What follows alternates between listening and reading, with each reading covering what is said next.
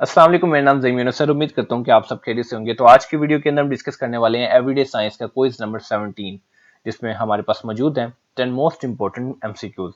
याद रखिएगा कि ये जितने भी क्विजेस हैं ये सारे पास पेपर्स के क्वेश्चंस हैं जो कि डिफरेंट कॉम्पिटिटिव एग्जाम से लिए गए हैं। तो इससे पहले भी जो 16 क्विजेस हैं वो भी एक अलग प्लेलिस्ट में मौजूद हैं, आप वो भी देख सकते हैं। तो आज की वीडियो स्टार्ट करते हैं हम क्वेश्चन नंबर 1 के साथ। तो क्वेश्चन नंबर 1 हमारे पास है, the nearest planet to the earth is. Earth का जो सबसे करीब तरीन प्लेनेट है वो कौन सा है? तो हमारे पास डिफरेंट ऑप्शंस हैं, वीनस, मरकरी, मार्स, मून। तो इसका आंसर हमारे पास है वीनस। तो आपने याद रखना है कि जो नियरेस्ट प्लेनेट है वो है Venus. In a very low temperature which from the following will freeze at last. अगर बहुत ज्यादा कम टेम्परेचर हो, यानी कि आपको पता है कि टेम्परेचर कम ही होगा तो कोई चीज फ्रीज होगी, तो इसमें से कौन सी चीज है जो कि सबसे एंड पे फ्रीज होगी?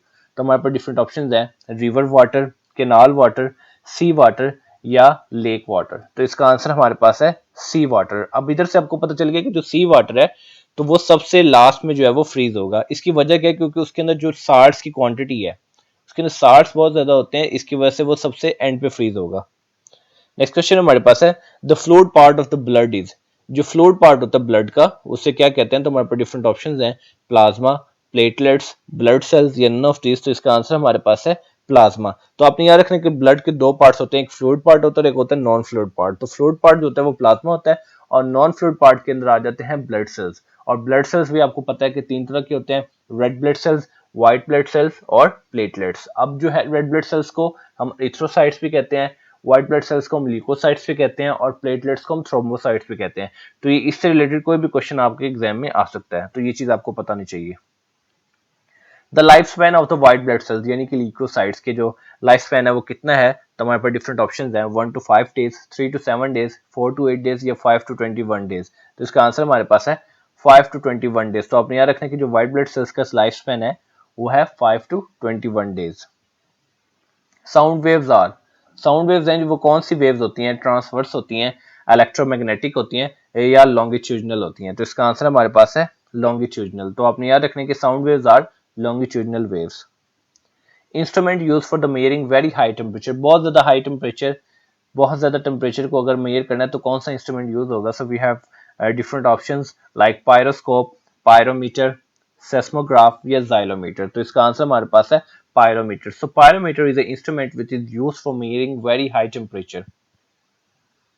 1 नैनोमीटर, 1 नैनोमीटर जो वो किसके इक्वल होता है? तो हमारे पास डिफरेंट ऑप्शन है, तो इसका आंसर हमारे पास है 10 रेज टू पावर -9। तो ये चीज आपने याद रखनी है कि 10 रेज टू -9 जो है ये 1 नैनोमीटर होता है।